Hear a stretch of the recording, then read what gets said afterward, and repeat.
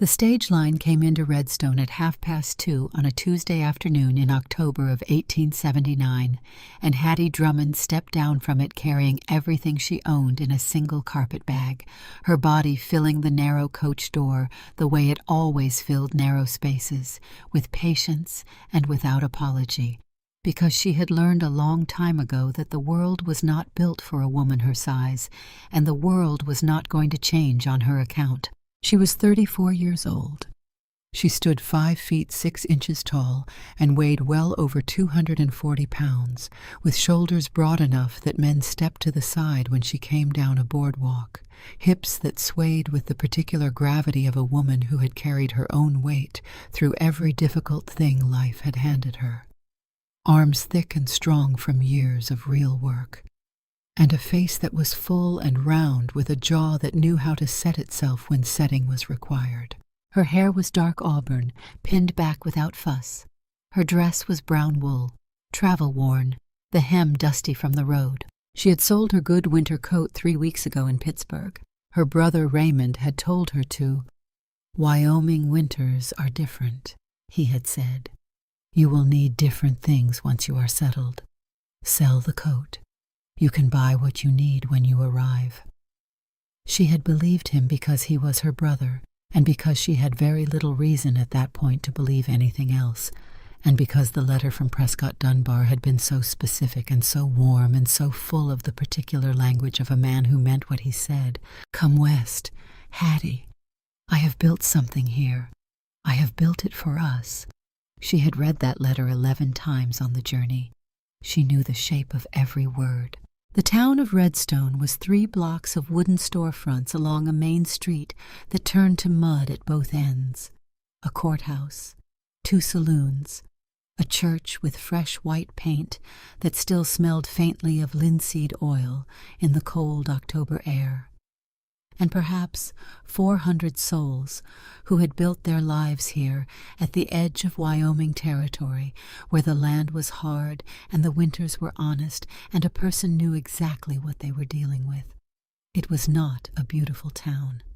It was a real one. Hattie stepped down onto the street and heard the church bell. She turned toward the sound the way anyone turns toward a bell, reflexively, without deciding to. And she saw the church at the end of the main street, with its white painted doors standing open, and she saw the crowd gathered outside in their good clothes, and she saw, through a gap in that crowd, the figure of Prescott Dunbar in a dark suit standing at the altar visible through the open doors, and beside him, in white, a woman who was not Hattie Drummond. She stood very still. The carpet bag was in her right hand. The letter was in the inside pocket of her jacket, pressed against her ribs where she had kept it for 3 months because she had thought it was the most important thing she owned. 37 cents was in her coin purse. That was the full accounting of what Hattie Drummond had brought to Wyoming. The crowd outside the church was watching the ceremony. Then someone in that crowd turned and saw her standing in the middle of the street. And then someone else turned. And then there was a ripple of turning, the way a crowd always knows when there is something to look at. And the thing they were looking at was the large woman standing alone in the mud with a carpet bag and an expression on her face that had gone very quiet and very still.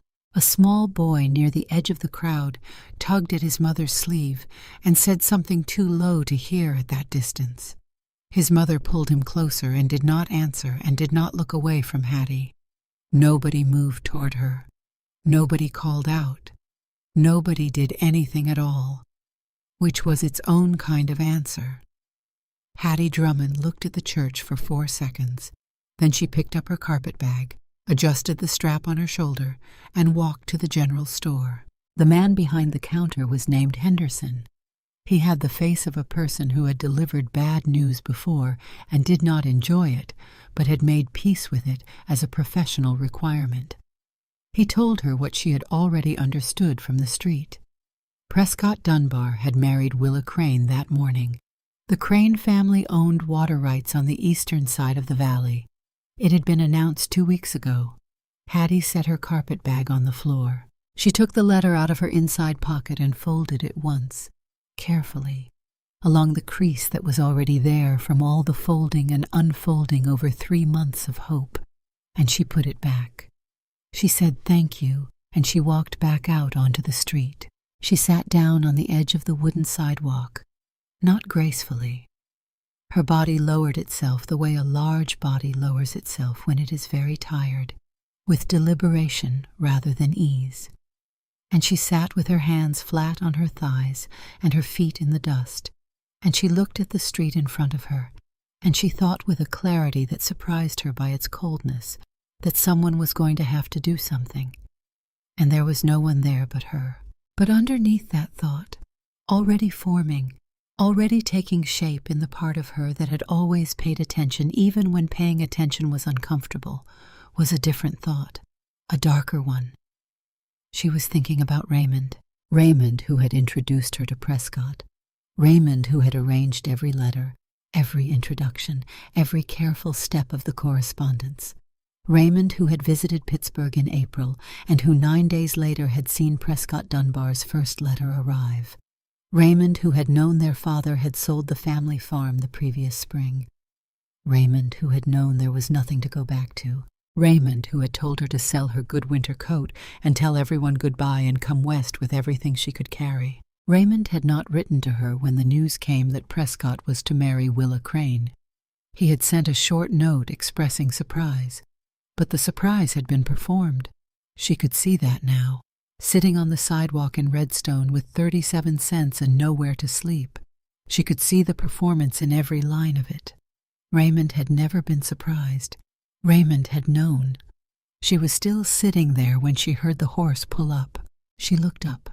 The man in the saddle was past 40, dark-haired and going gray at the temples, with a jaw that looked like it had been set against something difficult a long time ago and had never fully released. He wore a coat of dark canvas, well used, a vest, a hat that had been through enough weather to have lost its argument with the shape of his head. He was looking down at her with an expression she could not immediately categorize. It was not pity. It was not contempt. It was the expression of a man assessing a situation and taking his time about it. "You all right?" he said. It was not quite a question. "I am fine," Hattie said. "You are sitting in the street. I am sitting on the sidewalk." She held his eyes. There is a distinction. Something crossed his face that was not quite a smile but was related to one. "Fair point," he said. He did not look away. Most people looked away when she held eye contact. This one did not. He told her his name, Colt Granger. He ran the ranch 4 miles north of town. He asked if she had somewhere to sleep. She told him she was working on it. He told her about the one boarding house in Redstone, run by a woman named Mrs. Aldrich. And then he paused with the slight hesitation of a man about to deliver information he would prefer not to. "Mrs. Aldrich," he said, "is Prescott Dunbar's aunt." Hattie closed her eyes for exactly 1 second. Then she opened them. Colt Granger was still there, looking at her with that same steady expression, and he said that his ranch house had not had a cook since spring, and that his father was not eating right, and that he was not in a position to fix that himself. He was offering room and board and $2 a week for honest work, cooking and cleaning and keeping the house running. He said it was not charity. He said it was a job. She looked at him for a long moment. She was looking for the underneath of the offer, the angle, the assumption, the cost that had not been named. She had spent 34 years learning to look for that, and she had become very good at it. She did not find it, which did not mean it was not there. But she had 37 cents and nowhere to sleep, and a woman named Willa Crane was inside that church at the end of the street, wearing something that had been meant for a future Hattie Drummond no longer had access to. "I will need my own room," she said. "Room off the kitchen, private, has a lock. I will need Sundays. That is fine. And I want it understood." She looked at him steadily. "I am an employee, not a charity case, not a dependent, an employee." He met her eyes without flinching. Understood. She stood up. It took a moment. Her knees were stiff from the journey, and her body was tired in the deep way that has nothing to do with sleep. And she stood without asking for help. He did not offer any. She would think about that later and find that it mattered more to her than almost anything else he could have done. "All right, Mr. Granger," she said. "Show me what needs doing." The ranch house was 4 miles up a road that ran between fence lines into the open country where the land flattened toward the mountains on the western horizon. The house itself was large, built with a permanence that spoke of someone who had intended to stay, but it had become the kind of place where life had thinned out rather than withdrawn entirely. The way a room becomes when the person who animated it is gone, and the people remaining have kept the furniture but lost the habit of using it. Hattie had grown up in a house that felt this way after a certain point. She recognized it the way you recognize an old hurt. Earl Granger was sitting at the kitchen table when they came in. He was a small man for the father of a son, colt size, white-haired and thin, with hands that had done 40 years of hard ranch work and were now folded in his lap with the stillness of hands that had nowhere to go. He looked up when she came through the door, and he looked at her the way very old men sometimes look at people, directly and without the social performance that younger people feel obligated to put on, seeing what was there rather than what he expected. "You look tired," he said. "I have had a long day," Hattie said. "Sit down then." She sat because he asked her to, and because she was tired, and because she was not going to perform a composure she did not entirely feel. Colt moved to the stove and began lighting it, and she looked around the kitchen while he worked. 2 pans where there should have been 6, salt crock nearly empty, the bread tin empty, a pot on the back of the stove that had been sitting in the same place for several days at least. She got up and lifted the lid. "What is this?" she asked. "Bean soup," Colt said. "When did you make it?" A pause. 3 days ago. She set the lid back down. "I am starting supper," she said. "Where are your dry goods?" He showed her. She took stock quickly and efficiently, the way she had learned to take stock of any kitchen, moving through it with the particular confidence of a woman who has cooked in difficult circumstances and knows how to find what can be made from what is available. Flour and cornmeal and dried beans, a side of smoked bacon in the larder, root vegetables still firm enough to use, a Dutch oven on the lower shelf, well seasoned, not touched in months. She pulled it out and set it on the stove and got to work. She did not explain herself. She did not narrate what she was doing or why. She just cooked the way she always cooked when everything else was undone, her hands moving through familiar motions while the raw and furious and humiliated part of her stayed quiet and waited for a time when she could afford to give it any attention. Colt watched her for a few minutes, and then she heard him say quietly that he would be outside if she needed anything, and his boots crossed the floor and the door opened and closed. Earl stayed at the table. He did not offer conversation, and she did not require it, and they existed in the kitchen together in a companionable quiet while the stove heated and the pot began to smell like something worth eating. She found dried sage near the window, tucked behind a crockery jar, and she used it without thinking because sage was what the dish needed and what was available. "You are not what he said you were," Earl said after a while. She did not look up from the pot. "What did he say I was?" He did not say much, just that he had found a woman in town who needed work. A pause, but he said it like it mattered. Colt does not say things like they matter unless they do. "I needed work," Hattie said. "That part is accurate. You needed more than work." The old man's voice was matter-of-fact. "I can see that, but you are not going to tell me about it." "Not tonight," she said. He was quiet for a moment, and then he said that his wife used to say the best thing a person could do when the world had gone sideways was feed somebody. Said it was the one thing that was always true. Hattie looked at him then. He was watching the pot with the expression of someone thinking of a person they can no longer reach. "She sounds like she was a wise woman," Hattie said. "She was the best person I ever knew," Earl said simply. He looked at his hands. "Colt has been carrying it hard. 4 years and he has not. He stopped. Keeps the ranch running. Keeps me fed, more or less. But there is a difference between keeping something running and keeping it alive." He looked up at her. "You understand what I mean." She understood exactly what he meant. She had lived in the difference between those two things for most of her adult life. When Colt came back inside, supper was ready.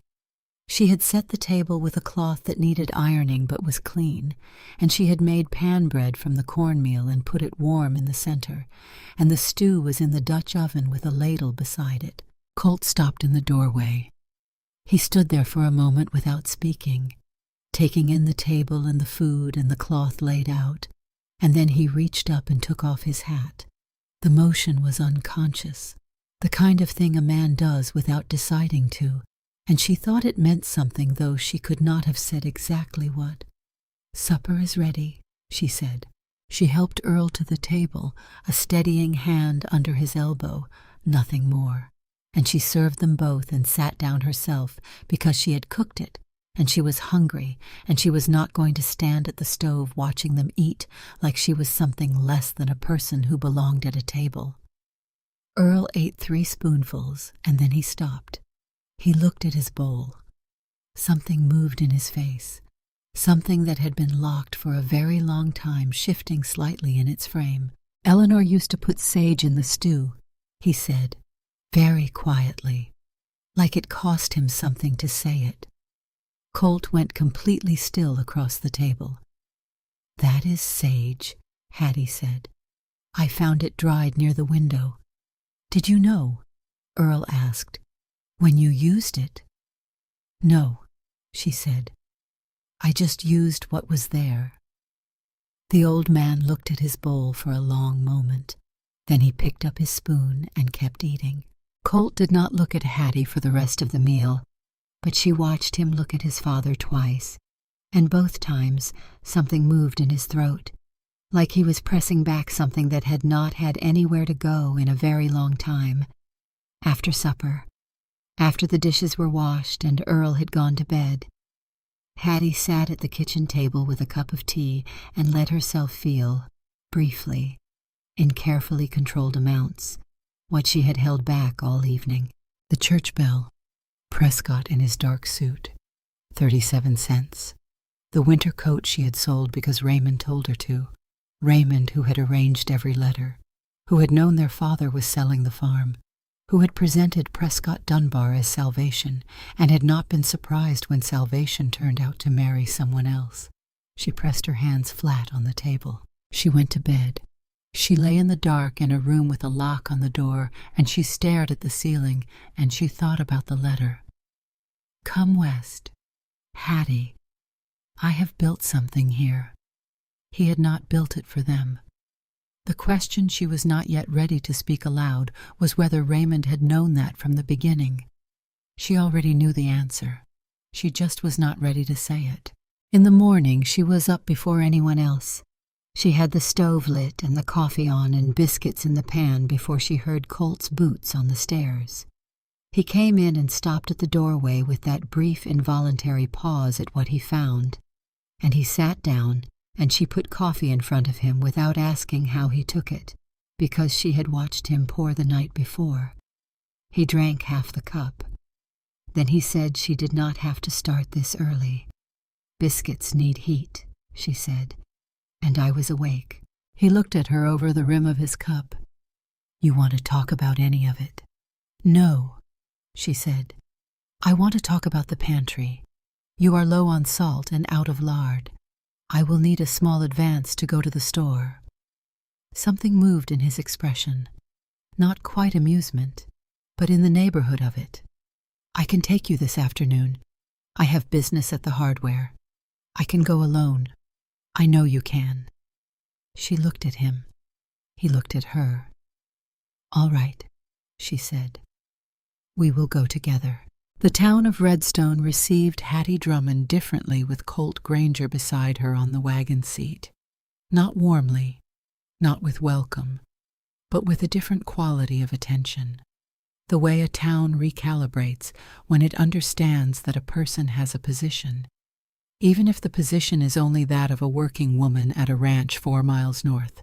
She felt the difference and did not make the mistake of confusing it with acceptance. She was at the counter in Henderson's store when the door opened, and she heard a voice pitched 1 note too bright, the particular pitch of someone performing a composure they were not fully feeling.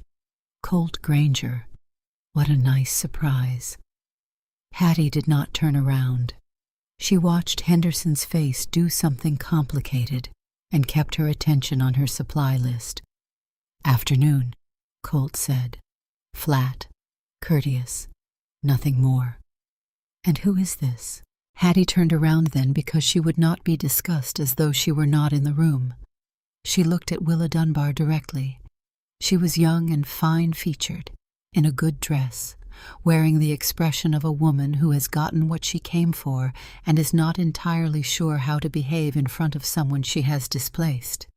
"Miss Drummond," Willa said carefully, "I believe you came expecting." "I came expecting one thing and found another," Hattie said. "That happens. I wish you well in your marriage. Mrs. Dunbar." She turned back to the counter. The silence behind her lasted long enough to say everything neither of them was going to say out loud. 11 days after Hattie Drummond arrived at the Granger Ranch, the first letter from Raymond came. She recognized his handwriting before she opened it. The capital letters slightly too large, a habit their father had never broken him of. She set it on the kitchen table and finished the breakfast dishes before she touched it again. He wrote the way he always talked, smooth and careful, every word placed where it would do the most work for him. He asked how she was settling in. He expressed relief that she had found a situation. He said he had been worried about her.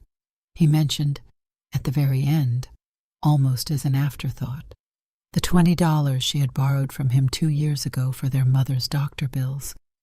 He said times were tight. He hated to bring it up. Hattie read the letter twice.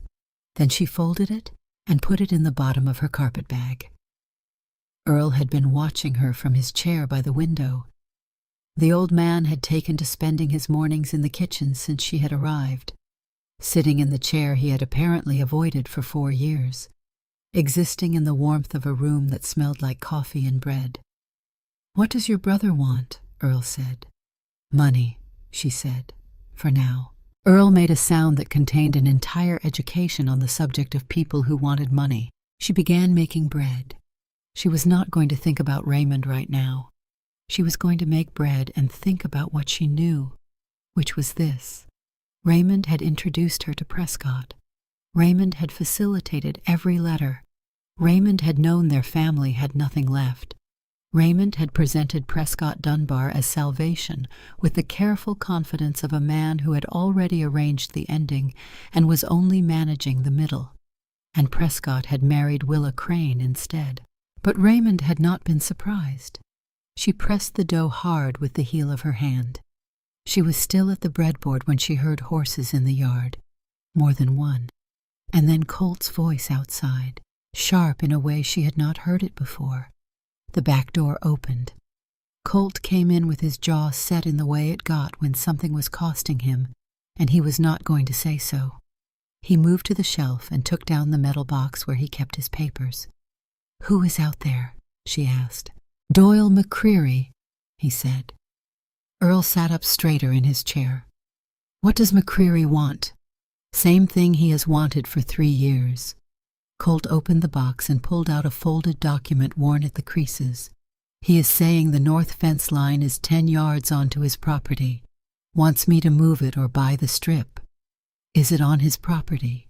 Hattie asked. Colt looked at her with the slight pause of a man encountering a question he had not expected from this direction. "No," he said. "The survey is clear. But surveys cost money to contest, and McCreary knows that. And Judge Aldous Vrett has been making noise about a new assessment of the valley property lines. If Vret orders a reassessment, it takes 6 months minimum. And during those 6 months, McCreary can petition to have the fence treated as an encroachment and have it pulled down regardless of what the survey says. Without the north pasture, she said. We lose access to the creek, Colt said. Without creek access, the well is not enough for the full herd through a dry summer. He looked at the survey papers. Without the north pasture, the ranch does not run, not long term. So McCreary wants to dry you out, she said. That is about the size of it. How much time before Vret moves on the reassessment? Henderson at the store said Vret has been talking about it. 2 weeks, maybe 3. Then you need documentation that predates anything McCreary can produce, she said. Not just the survey. The original land grant, deed records, any correspondence about the property lines from the previous filing, something that makes the survey redundant. Colt was very still. My father filed the original deed when we settled here. He said, 1871. It should be in the county records. Should be, Earl said from his chair. And is can be different things when men like Vret are involved. Where does the county keep its records? Hattie asked. Courthouse in Millhaven, 20 miles east. She dried her hands on her apron and untied it. I can write a formal request for the deed record, she said. A letter requesting official confirmation from the county clerk. If you submit it in writing with witnesses, it creates a paper trail that makes any future manipulation visible. She paused. I did my father's correspondence for 15 years. I know how those letters need to read. Colt looked at her for a long moment. Outside, she could hear McCreary's men in the yard, the sound of horses shifting. Go talk to McCreary, she said. Tell him nothing. Tell him you are reviewing the matter. Then come back inside. He looked at her. Then he put the survey papers back in the box and went outside. Through the wall, she heard his voice, controlled, giving nothing. And McCreary's voice, which was the voice of a man accustomed to having more leverage than he currently did. After several minutes, she heard horses leaving. Then the door opened, and Colt came back in. She already had paper on the table and was writing. He stood behind her and read over her shoulder, and she was aware of his presence there, the closeness of it, but she kept her hand steady and her letters precise. This is good, he said quietly. It is not good yet, she said. Hand me the survey document. I need the exact filing date. He handed it to her. Their fingers did not quite touch. That evening she had drafted a formal letter to the county clerk in Millhaven, a request to the Territorial Land Office in Cheyenne for a copy of the original settlement grant, and a written record of McCreary's visit that day, signed and dated, which Earl witnessed from his chair with a steadiness of hand that surprised her. I used to do the ranch accounts, Earl said after he signed, before Eleanor. I was good with figures. He looked at his signature on the page. Have not written much since. You write clearly, Hattie said. That matters. The old man looked at her. You are doing more than cooking. I am doing what needs doing, she said. Colt picked up the signed record and looked at it for a moment. Then he folded it and locked it in the metal box and put it back on the shelf. Thank you, he said. She nodded and went back to the stove because supper was not going to make itself, and she was not ready to examine what she felt about being thanked in that voice by that man. She was not ready for any of that yet. 3 days later, she rode to town alone. Colt had offered to take her. She told him she could manage, and he had looked at her for a moment and then said to take the bay mare. She had a smooth gait, and that had been the end of it. She had not been in Redstone without him since the first day. She felt the difference immediately. Without Colt Granger beside her, she was simply the large woman from somewhere else. The one who had arrived on the day of the Dunbar wedding. The one who had ended up out at the Granger ranch. She could see it in the way people adjusted their attention as she tied the mare outside the post office. The glances, the small movements of reassessment. She kept her back straight and went inside. The postmaster was a thin man named Garvey, who had been in Redstone long enough to consider knowing everything about everyone a professional courtesy he was owed. He took her letters and her postal fees and read the addresses on the envelopes with unconcealed interest. "County clerk," he said, reading. "Territorial Land Office." He looked up at her. "Granger business." "My business," she said. "Which I will thank you to process without commentary." Garvey's eyebrows went up. He stamped the letters and put them in the outgoing tray without another word. She was heading back to the mayor when she heard her name. Not spoken to her. Spoken about her. Two women on the sidewalk outside the dry goods, making no particular effort to lower their voices, because women like Hattie Drummond were not, in their experience, women who responded. "Cannot imagine what Colt Granger is thinking," the older one said, "bringing a woman like that into his house." "Well, what choice did he have?" said the other, the old man barely eating. But still, a woman with no family, no name, showing up the very day of Prescott Dunbar's wedding. Hattie stopped walking. Then she turned around. The two women, the older one with no particular grace, the younger one with the sense to look alarmed, went quiet as she walked back toward them. She kept her voice level and clear. "I want to make sure I understand what you are saying," she said.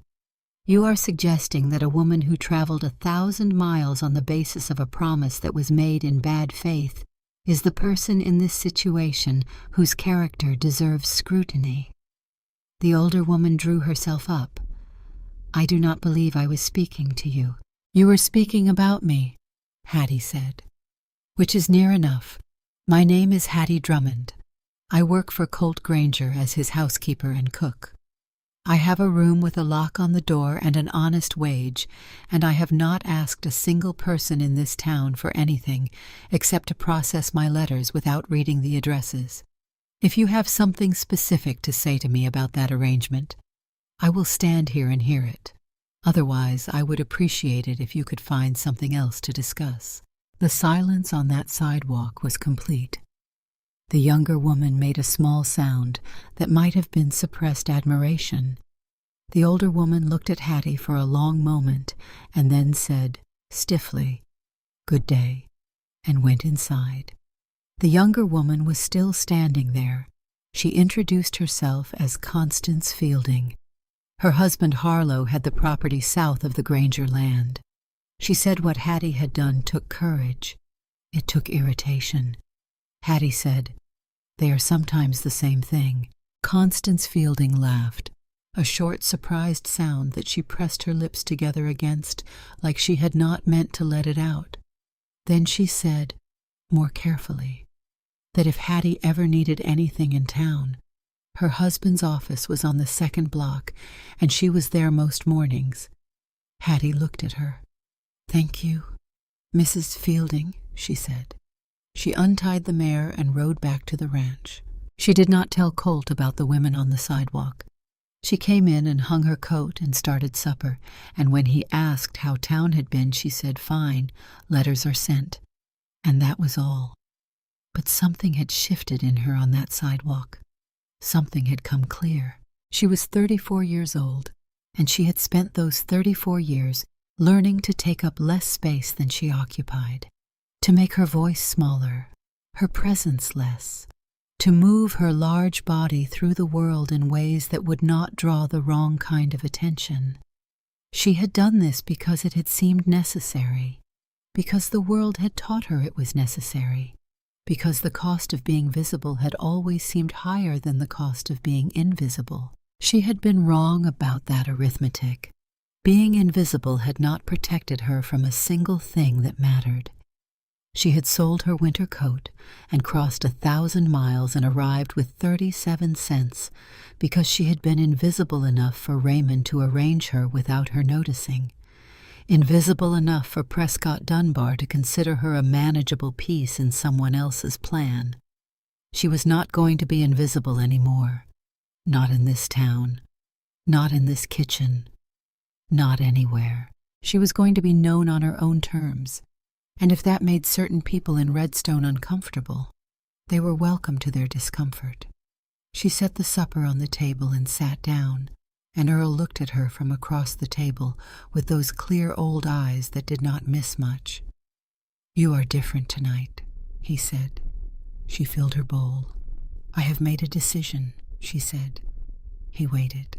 "I'm going to stop apologizing for being here," she said. "In this kitchen, in this town, in any room I walk into, this body of mine has done everything I have ever asked of it, and I am done asking it to be smaller." Earl picked up his spoon. "About time," he said. Colt said nothing, but she caught him looking at her twice during the meal, and the second time she held his eyes and did not look away, and he was the one who looked down first.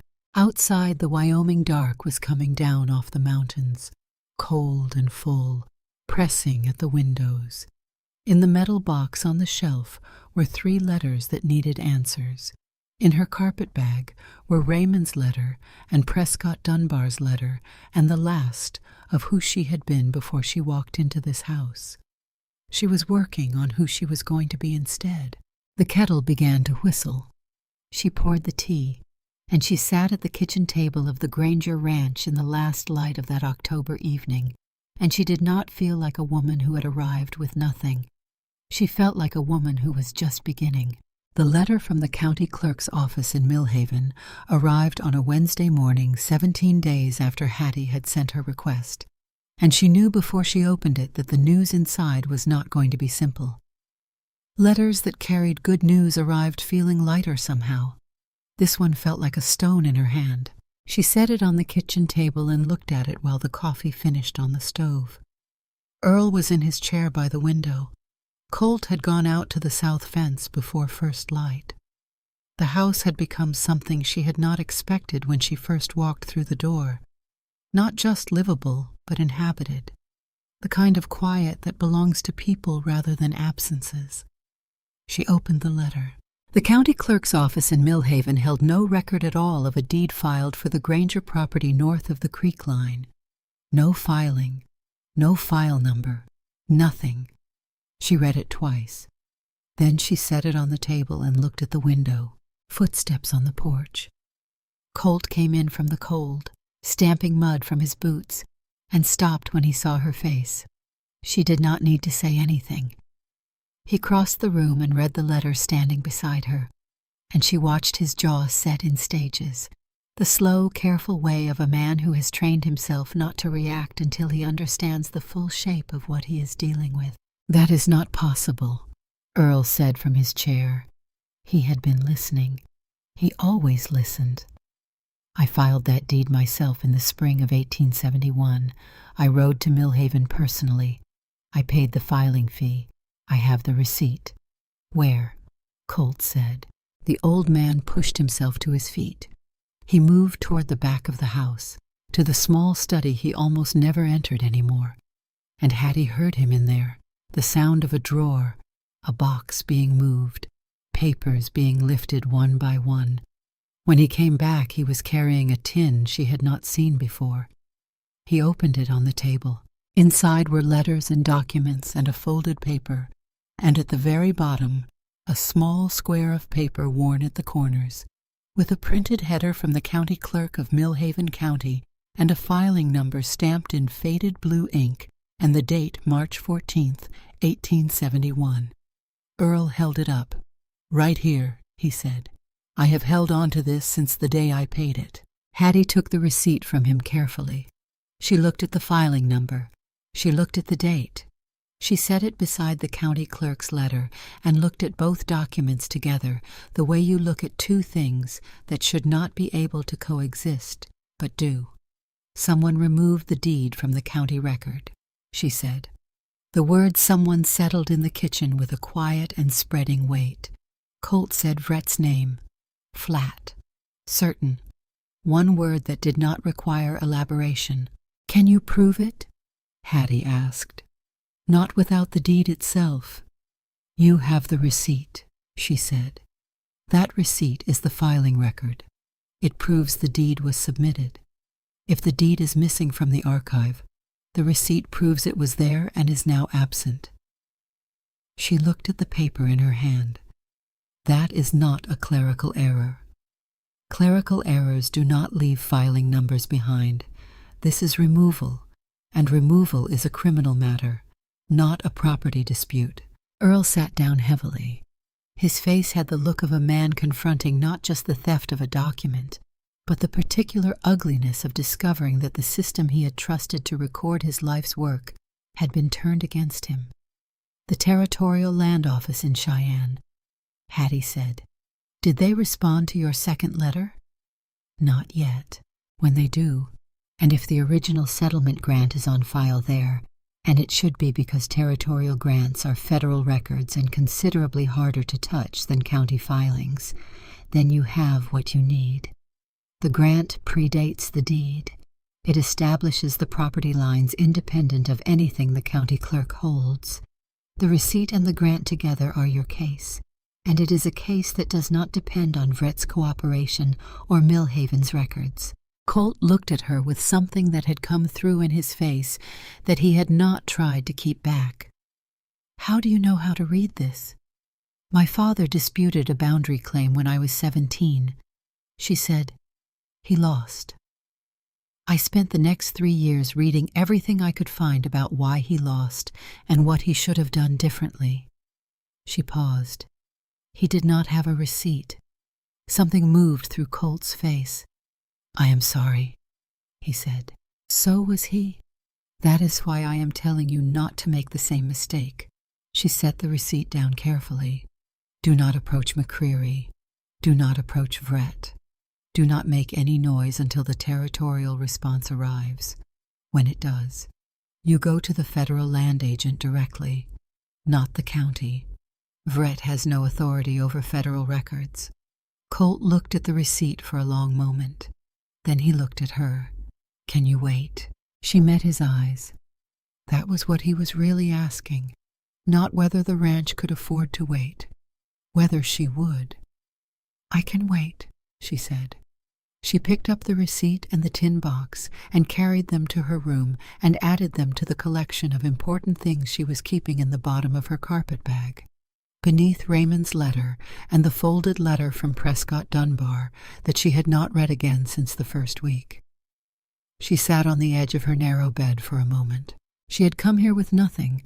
She had been given work and a room and $2 a week, and she had done her job. And somewhere in the doing of it, without marking the moment it happened, she had crossed a line from employee to something that did not have a clean name yet. The ranch mattered to her. Earl mattered to her, and the careful, deliberate, quietly decent man who was even now standing in the kitchen holding a filing receipt from 1871 and understanding for the first time the real shape of what he was up against. He mattered to her too, and that was the most complicated fact she had encountered since arriving in Wyoming. She was not ready to do anything about that yet, but she noted it. The way you note a thing that will require attention later, and she went back to the kitchen. Colt was still at the table. He had something else to tell her. She could see it in the way he sat, the extra stillness of a man holding a second piece of bad news and deciding how to deliver it. Tell me, she said. She sat down across from him. McCreary talked to Prescott Dunbar this week. She looked at the table. The Crane family, Colt said, has influence with 3 members of the town council. McCreary is pushing for a council vote on funding the county reassessment. If he gets a majority, Vret gets official authority and resources to run it, and the whole thing acquires the appearance of legitimate procedure rather than what it actually is. When is the vote? 3 weeks. The Territorial Land Office response could take 4 to 6. She had known that when she sent the letter. She had not fully considered what that gap meant until now. 3 weeks was the window, the space in which McCreary could move and Vret could authorize, and Prescott Dunbar's new family connections could provide political cover. And by the time the federal response arrived, the reassessment would already have standing. Who else on the council do you trust? She asked. Harlow Fielding. Maybe one other. Fielding. She looked up. Constance Fielding's husband. Colt's eyes sharpened slightly. "You know Constance Fielding. I met her in town," Hattie said. He nodded. Understanding from her tone that was the extent of what she was going to share about the circumstances. "Harlow is a fair man," Colt said. "He would need a reason to vote against McCreary. McCreary has done him favors over the years, and Harlow does not take voting against a man who has been useful to him lightly. He would need to understand what the reassessment would actually do," Hattie said. "Not just to this ranch, to the smaller properties throughout the valley. If creek access shifts, it is not only the Granger land that loses water rights in a dry summer." She thought for a moment. "But it cannot come from you. You have a direct stake, and they will discount it accordingly." Colt looked at her steadily.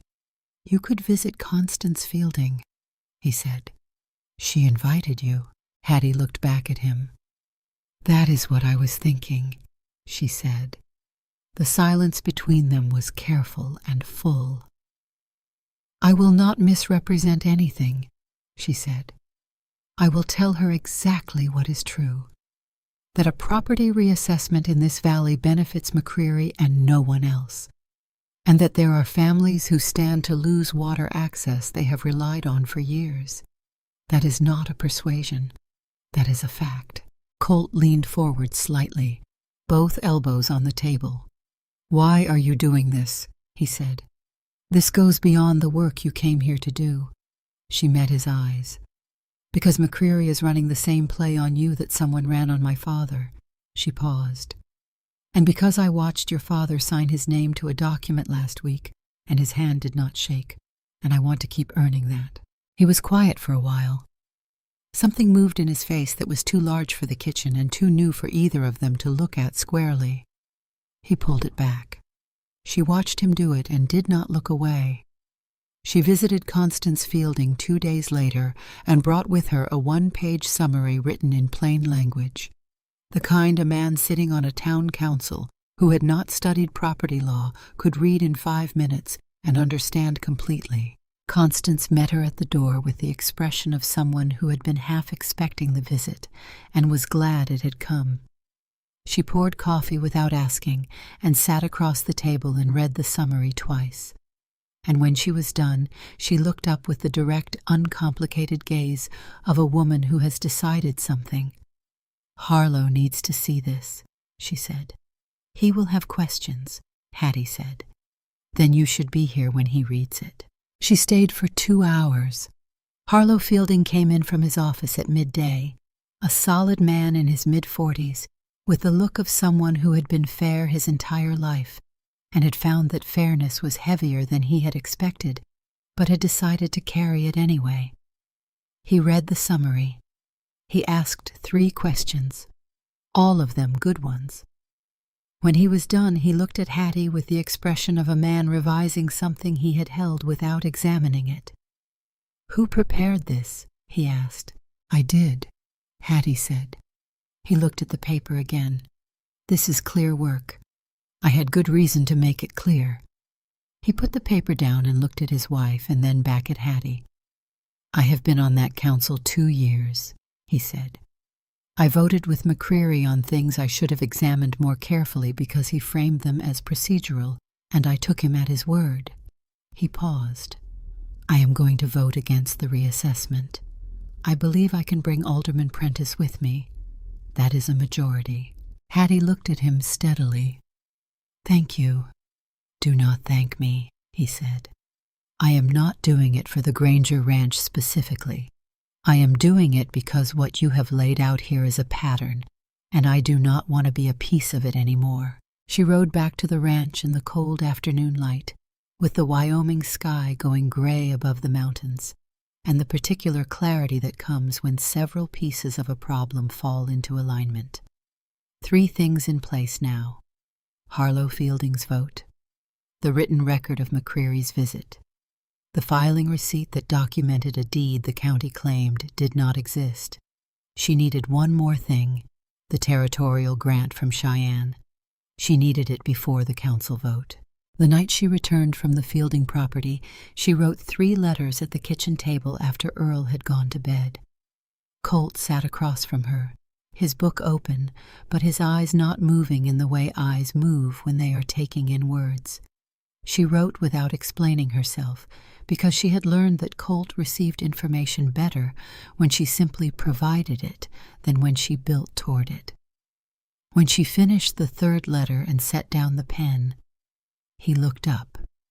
3 letters, he said. One to the county clerk formally notifying him that a filed deed is missing from county records, and that I have documentary evidence of its original submission, she said. One to the territorial land agent in Cheyenne requesting an urgent appointment in the event the grant is located, and one to the office of the territorial governor. He was very still. You copied it to the governor's office? Yes. That is going to make noise. That is the point, she said. If Vret knows the governor's office has been formally notified, any move he makes after this point looks like what it is. It freezes him. She looked at Colt. I did not ask you before I wrote it. He looked at her for a long moment. When were you planning to tell me? Now, she said. Something moved in his expression, something more complicated than what she would have expected from a simpler man. Hattie, he said, this is my ranch. I know it is, she said. And you have been fighting for it as though it were yours to lose and no one else's to stand beside you in. She held his eyes. I am not saying that as a complaint. He looked at the letters on the table. Then he said, send them. His voice was quiet and certain, the voice of a man who has made a decision and is at peace with it. She sealed the envelopes.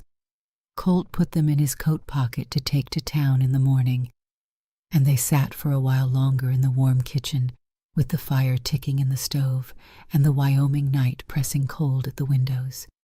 And she made tea without asking if he wanted any, because by now she knew he did. And she set his cup in front of him, and he said thank you in the quiet way he said everything that mattered. And she sat back down with her own cup, and they did not talk for a while, but it was a silence that held something rather than a silence that lacked it. The territorial land grant arrived on a Tuesday. She was the one to collect the mail that morning. Colt was working the east pasture. Earl was at the kitchen table. She saw the federal stamp on the envelope when she came through the door and felt something tighten and release in her chest simultaneously. The particular sensation of having worked towards something for a long time and finding it suddenly real. Earl saw the stamp too. He sat up straighter. She opened it at the table. The territorial settlement grant for the Granger property was dated June 3, 1870, a full year before the county deed filing.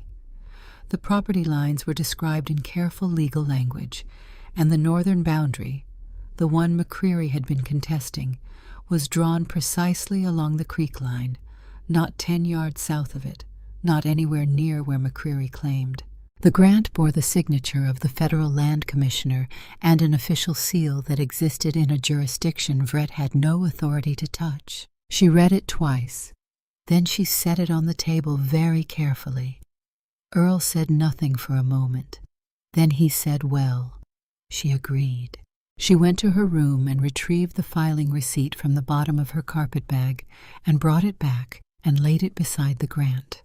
The two documents together told a story that began with federal authorization in 1870 and ended with a county clerk's receipt for a deed that had subsequently been removed from county records. Anyone looking at those two things side by side would understand immediately that the gap between them was not accidental. She heard Colt's horse in the yard. He came through the back door still carrying the cold of the morning on his coat and stopped when he saw her face. She pushed the documents across the table and watched him read. She watched his jaw work through several positions. She watched something move through him that lived in the territory between hope and fury. He looked up. This is enough. It is more than enough, she said. But we need to move before the council vote. If McCreary gets his reassessment funded before we present this to the federal land agent, He can tie the matter up in procedural challenges long enough to damage your summer grazing regardless of what the documents say. She paused. We need to go to Cheyenne, the federal land agent's office, not the county. And we need to go before McCreary learns we have this. Colt looked at the grant again. How did you know to request it from the territorial office rather than the county? Because county records can be interfered with, she said. I knew that before I ever set foot in Millhaven's courthouse. Federal records are a different jurisdiction entirely. And because my father lost a county deed and never recovered it, she folded her hands on the table. I was not going to let that happen a second time. He looked at her for a long moment. Then he said, We leave tomorrow morning. Earl from his chair said, I am coming. Both of them turned. Papa, Colt began. I filed that deed, the old man said. I was the one who rode to Millhaven in the spring of 1871 and stood at that counter and paid that fee and watched that clerk stamp the paper. I have the receipt in my pocket right now. He looked at his son with an expression that had not left any room for discussion. I am coming.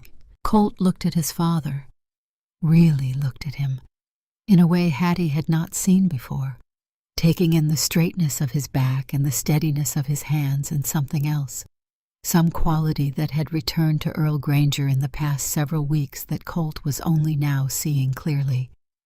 He nodded once. All right, Papa, he said. That night, Hattie lay awake longer than usual. She stared at the ceiling of her small room and ran through the sequence of what the next day would require.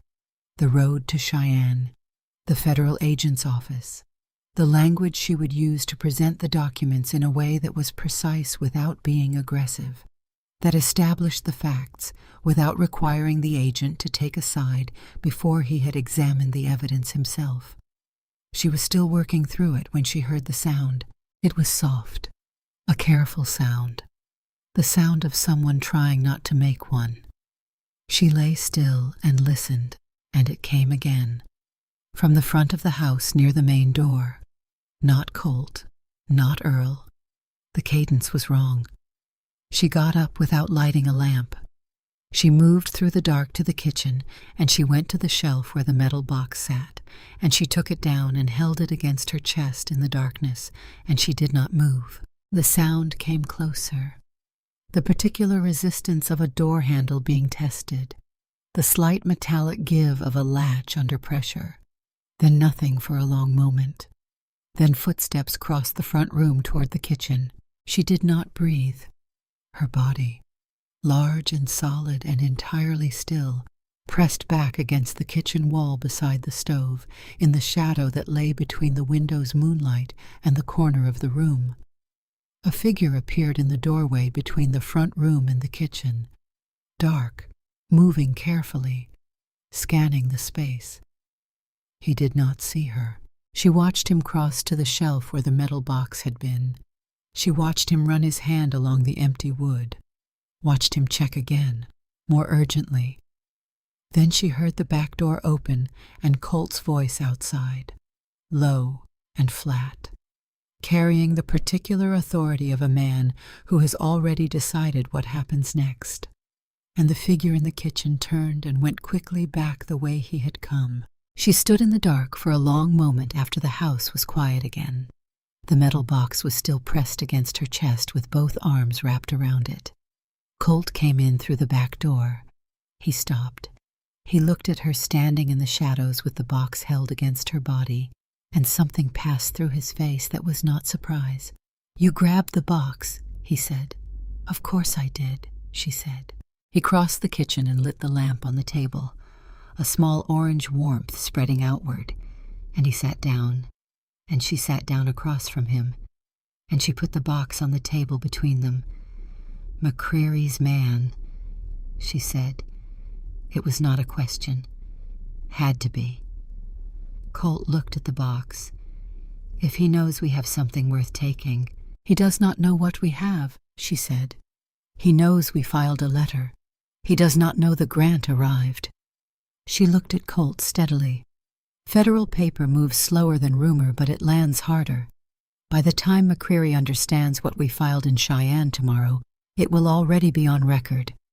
We need to leave before dawn, Colt said. She agreed. She took the box back to her room and held it in her lap for a while in the dark. Outside, the Wyoming night was cold and completely still, and whoever McCreary had sent was somewhere out in it, riding back toward Redstone with nothing in his hands. She thought about her father. She thought about the deed he had lost and never found, and the court case he had argued without the one piece of evidence that would have made the difference. She thought about sitting across from him at a kitchen table, not unlike this one when she was 20 years old, and watching him understand that the system which was supposed to record his claim on his own land had failed him, and there was nothing left to do but accept it. She was not going to let that be this kitchen. She was not going to let that be Earl Granger and the look on his face when he had pulled that receipt out of the tin box and held it up. They left before first light. Earl was already dressed when Hattie came out of her room.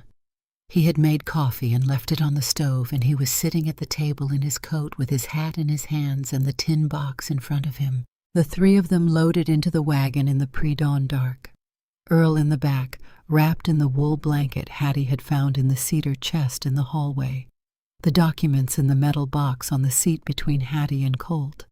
The horses moved into the road and the wagon rolled east, and the first pale line of light was just beginning to suggest itself along the mountain's edge. Colt said without looking at her that McCreary would know something went wrong when his man came back empty. "Yes," she said. "He has 3 days before the council vote. I know. He will come at us differently now." She looked at the growing light on the road ahead. "He can change his approach," she said. "He cannot change the documents we are carrying." Colt was quiet for a moment. He looked at her from the side, the way he looked at her sometimes when he thought she was not attending to him. Then he looked back at the road. "Raymond is still in Redstone," he said. "I saw his hired buggy outside Mrs. Aldrich's yesterday." She had not known that. She absorbed it and kept her voice even. "Did he see you?" "I do not think so." "Good," she said. She was not ready to deal with Raymond yet. She needed the grant certified first. She needed to be on ground that was not in danger before she turned to face the source of her original unmooring. The Federal Land Agent's office in Cheyenne occupied the upper floor of a building on the main commercial street.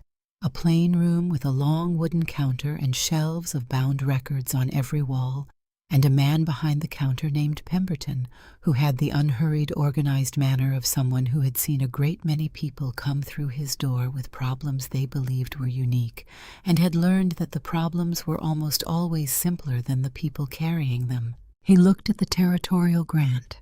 He looked at the receipt. He looked at the county clerk's letter stating no deed was on file. Then he looked at Hattie because she had been the one to lay out the sequence of documents and explain their significance, precisely and without gaps, in language that did not waste his time. "Who prepared this presentation?" he said. "I did. You are the housekeeper. I am the one who read the documents," she said. Pemberton regarded her for a moment with the particular expression of a man making an upward revision. Then he looked at the grant again. "The grant is valid and federally registered," he said. "The property lines it establishes are the legal boundary of record. A county-level reassessment would require federal authorization to override a territorial grant, and that authorization would require demonstrating that the original grant was an error." He looked up. It was not an error. "No," Hattie said. "It was not. The missing deed is a county records matter and falls outside my direct jurisdiction," Pemberton said. "However, the grant makes the deed largely redundant for the purpose of establishing your property rights. What you require is a certified copy of this grant filed on record with the county, so that any action the county takes operates in full view of the federal document." He looked at Colt. "I can prepare that certification today." "Today," Colt said. 2 hours, Pemberton said. He looked at Hattie again. How many copies? 3, she said. 1 for county filing, 1 for the ranch records, 1 held here in this office. Pemberton nodded once and wrote it down. Earl sat in a chair against the wall while they waited. He had his hands on his knees and his hat in his lap, and his eyes were open and clear. Colt stood at the window. After a while he said without turning around that McCreary would know they had been here by tomorrow. He cannot change what we filed today, she said. Colt turned from the window. He looked at her with his face gone entirely unguarded in a way she had learned to recognize. I keep waiting for the part where you tell me there is something you cannot fix, he said. There is plenty I cannot fix, she said. She looked at him steadily. I cannot fix Raymond. I cannot fix what Prescott Dunbar did. I cannot fix 34 years of standing in rooms where no one thought I had anything useful to say. She held his eyes. But this I can fix, so I am fixing it. He held her gaze for a long moment. Then he looked at his father, who had opened one eye. She is something, Earl said, without any particular inflection. Yes, Colt said quietly. She is. Hattie looked at her hands on the counter and did not say anything, but she noted the shape of what had just been said and put it in the same place she was keeping other things that would require attention when she could afford to give them any. Pemberton returned with 3 certified copies of the territorial grant at 2:30 in the afternoon. Hattie checked each one against the original. She had Colt write the date on the county filing envelope in his own hand, because it needed to be his name on it and no one else's. And she had Earl countersign as a witness because Earl had been at that county clerk's counter in 1871, and his signature on a document about that land meant something particular. Earl signed without hesitation. His handwriting was clear and firm. They were back in Redstone before dark. Raymond Drummond was waiting at the edge of the road that led to the ranch. He was in his hired buggy, the horse standing patient in the cold, and he saw them coming from a distance and made no move to go anywhere. He just sat there and waited. Hattie saw him from a long way off. She felt the recognition in her chest. Not warmth exactly, but something older and more complicated than warmth.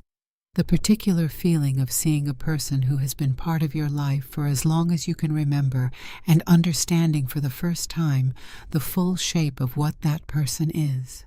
Colt, beside her on the wagon seat, had also seen the buggy. He said nothing. She appreciated that. She appreciated it the way she had learned to appreciate every small thing about this man, the things he understood without being told, the spaces he left for her to move in, the way he gave her room without making her ask for it. She said, "Pull over." He pulled over. She climbed down from the wagon and walked to Raymond's buggy and stood beside it in the road. He looked down at her the way he always looked at her, with the managed warmth of a man who has always believed he understood his sister completely and had always been wrong about that. "Hattie," he said. "Raymond," she said. He started his prepared speech. She let him finish it because she had learned something in the past several weeks about the value of letting people complete what they had come prepared to say before you demonstrated that you already knew where it was going. When he was done, she said, "Tell me what Prescott Dunbar gave you." The performance on his face went through several quick adjustments. She watched all of them. "I do not know what you mean," he said. "You know exactly what I mean." She kept her voice level and her face still. "I have the letters. Raymond. Every one of them. I know when you visited Pittsburgh, and I know when the first letter arrived, and I know that 9 days is not very long for a correspondence between strangers to become a marriage proposal." She paused. "I also know that you told me to sell my winter coat. You told me to say goodbye to everyone. You told me to come with nothing I could not carry." She looked at him without heat, because heat was a luxury she could not afford in this road at this moment. "You were very careful." Raymond looked at his hands on the reins. "Tell me what he gave you," she said again, because I am going to find out regardless. I have a letter on its way to the governor's office about record tampering in this county, and when that office starts asking questions, the name Prescott Dunbar is going to surface, and when it does, your name is going to be beside it." She held his eyes. "You can tell me now in this road, or you can tell someone else later under considerably worse circumstances." He looked at her for a long moment. In his face, beneath all the practiced composure, she saw something she recognized, something small and late and insufficient, but present, something that might, in another man at an earlier time, have been called conscience. "Land," he said, 20 acres and water access on the north edge of the Crane property. Recorded February 1879. "In exchange for me," she said, not asking. "In exchange for the introduction." His voice was quiet now, the performance entirely gone. "The introduction was a transaction," she said. "I was the asset being introduced." He looked at the road ahead of his horse rather than at her. She gave him a moment. Then she said, "Come to the ranch tomorrow morning. You are going to write down everything you have just told me, and you are going to sign it in front of witnesses. And then you are going to stay in Redstone until after the council vote, because I may need you to say it publicly." He looked at her then, at this woman standing in the road beside his hired buggy in the fading Wyoming afternoon, this large and steady and entirely undefeated woman who had arrived with 37 cents and had become, in the space of a few weeks, the most consequential person in his immediate circumstances. "All right," he said. She walked back to the wagon. Colt had not moved from the seat. He helped her up without being asked, one hand extended, and she took it without comment because her knees were stiff from the long day and because taking the offered hand was not the same as needing it. He asked what Raymond had said. "Tomorrow," she told him. "He is coming to the ranch tomorrow morning, and then I will know all of it." Colt looked down the road at Raymond's retreating buggy. Then he shook the reins, and the wagon rolled forward toward the ranch. Earl from the back said nothing, but when she turned to check on him, she found him looking at her with an expression she had not seen on his face before. Not quite pride, something quieter and more permanent than pride. She turned back to the road. The mountains ahead were going dark, and the metal box was between her and Colt on the wagon seat, and inside it were 3 certified copies of a document that was going to decide a great many things in the next several days. Raymond came the next morning at 8:30, dressed with the particular care of a man who uses his appearance as armor, and Hattie let him believe for a moment that the paper and pen on the table were incidental. They were not incidental. She had set them out before anyone else came downstairs, because she wanted Raymond to see them when he walked in. She wanted the expectation of the room to be clear before he opened his mouth. Colt came down first. He looked at the paper and pen, and then at her, and he said nothing, which was the right response. Earl came down second and sat in his chair and folded his hands in his lap. Raymond came through the door with the expression of someone who has made a decision in the night and is still in the process of making peace with it.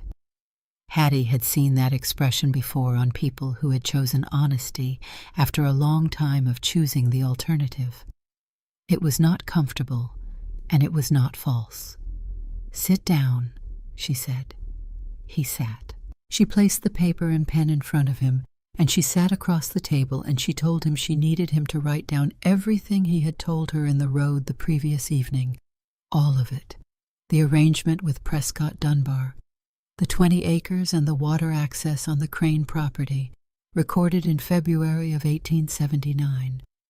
The nature of the introduction he had made, and what he had received in return for making it. He looked at the pen. "All of it," she said again. "Not a summary. Everything you know." He picked up the pen. He wrote for nearly 2 hours. Hattie sat across from him the entire time, not watching his hand, but watching his face, because his face told her when he was being precise, and when he was softening something, and when he was approaching a detail he would prefer to leave out. When she saw that approach, she said quietly, "Keep going." And he kept going. Colt stood at the back of the room for the first 20 minutes, and then sat down, because standing over a man who is confessing turns it into an interrogation, and she did not want Raymond defensive. She wanted him thorough. Earl remained in his chair and said nothing, which was its own kind of pressure. The quiet weight of an old man who has lived long enough to know exactly what he is watching and does not need to perform any reaction to it. When Raymond set down the pen, there were 4 pages on the table. Hattie picked them up and read from the beginning. She read slowly, and she did not change her expression because her expression was information she was not prepared to give away. When she finished, she set the pages down and squared their edges with deliberate care. "The land McCreary transferred to you through Prescott," she said. "Is it recorded?" Raymond nodded. "Millhaven County Clerk." She looked at Colt. "Same county clerk who removed your deed. Same office," Colt said. His voice was entirely flat. "Same period." "So Judge Vrett recorded Raymond's land transfer from McCreary through Prescott," she said, "and erased the Granger deed. In the same office.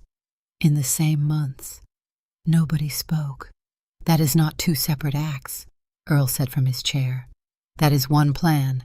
"Raymond," she said, "when Prescott first came to the arrangement with you, did he mention the Granger property specifically? The north pasture? The creek access?" Raymond was quiet for a moment that was slightly too long. "Raymond. He said there was land in the valley that was going to change hands." Raymond said, "He did not use specific names. He said the water access situation in the northern valley was going to be reorganized." "Reorganized," she repeated. "That was the word he used, and you did not ask what that meant." Raymond looked at the window. He said he had not wanted to know what it meant. The honesty of that landed harder than anything else he had said all morning, not because it was unusual, because it was the most recognizable thing he had said since he walked through the door. She had done it herself. She had done it with Raymond for years, sensing the shape of things without pressing on them because pressing felt too costly. She was done with that arithmetic now. She looked at Colt. He had turned to the window, and she could see from the set of his shoulders the effort he was making.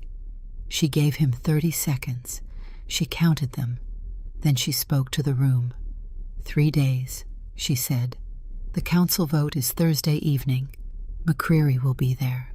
Prescott will be there. Or his influence will be through the Crane family.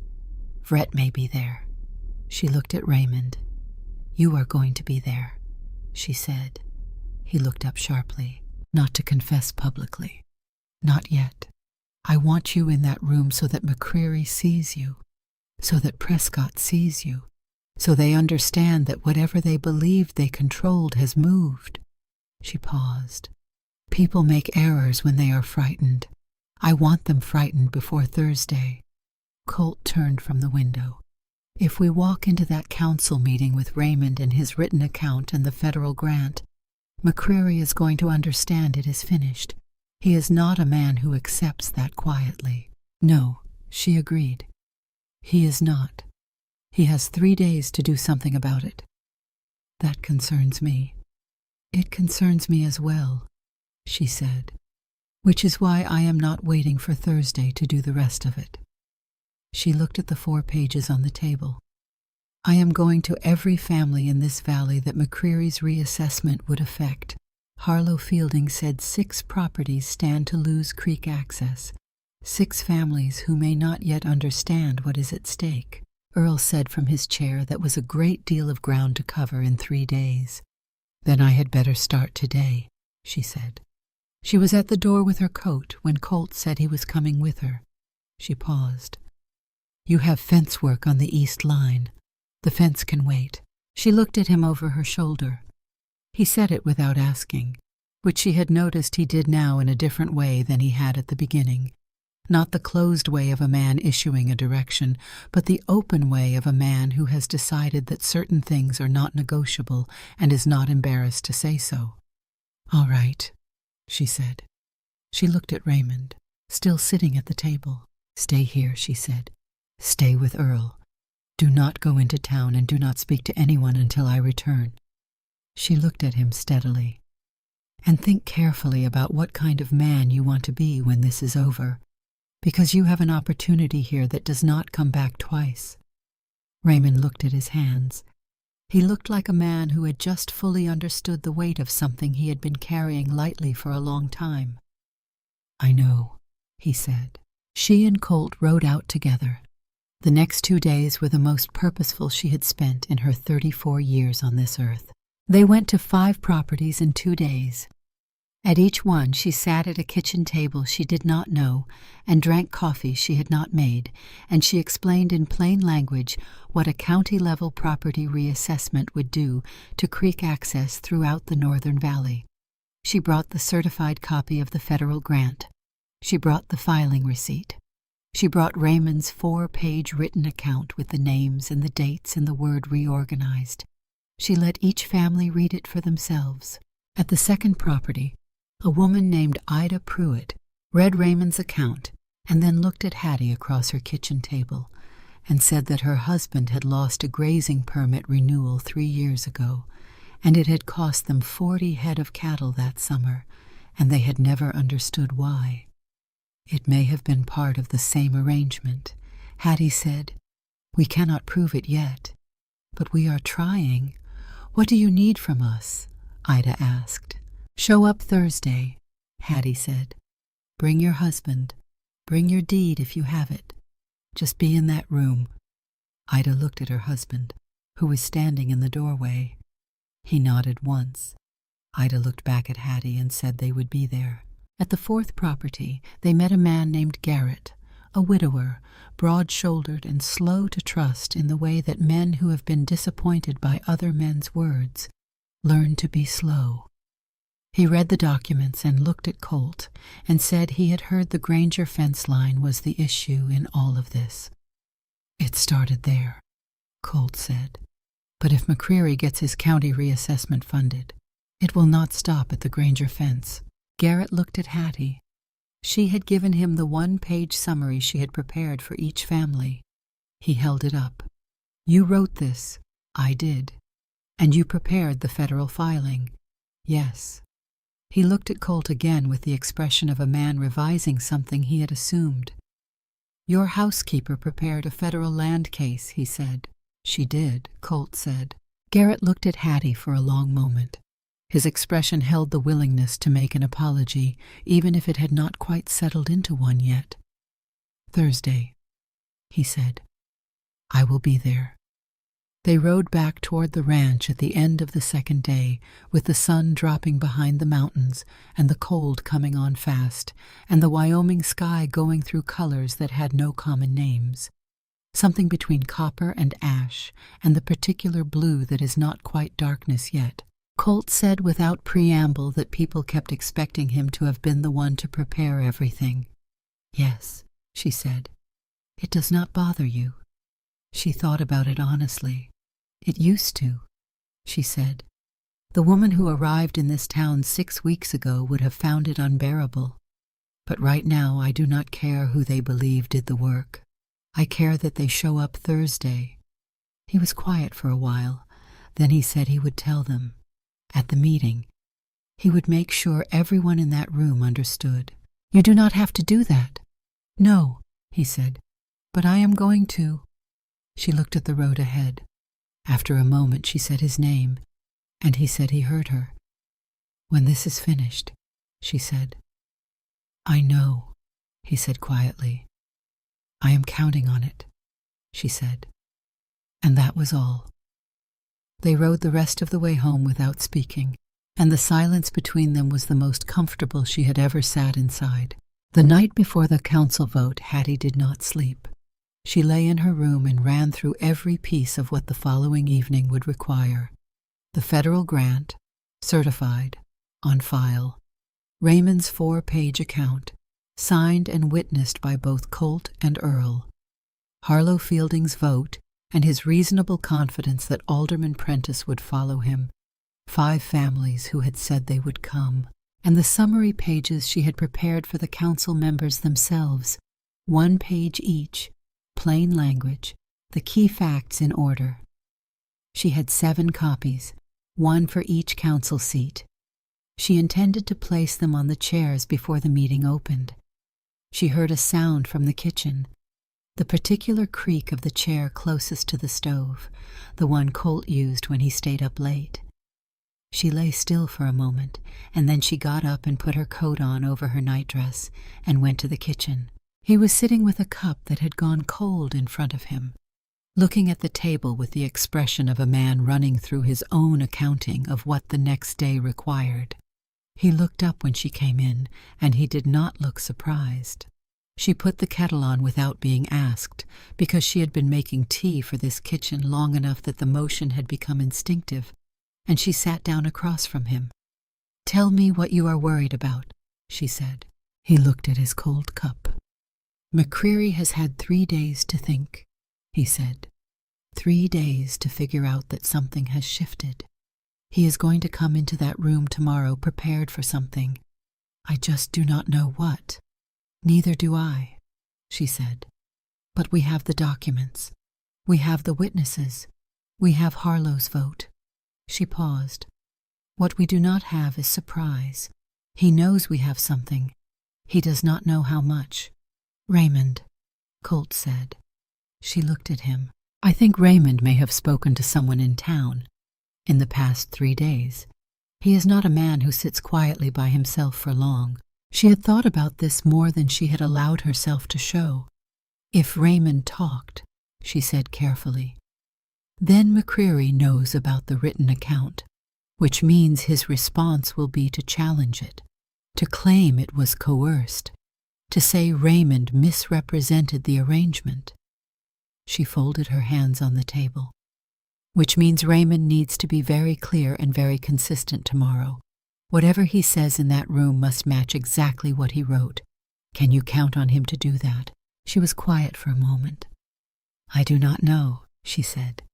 "He is my brother, and I have known him my entire life, and he has disappointed me more times than I can count, and I genuinely do not know what he will do when he is standing in front of a room full of people."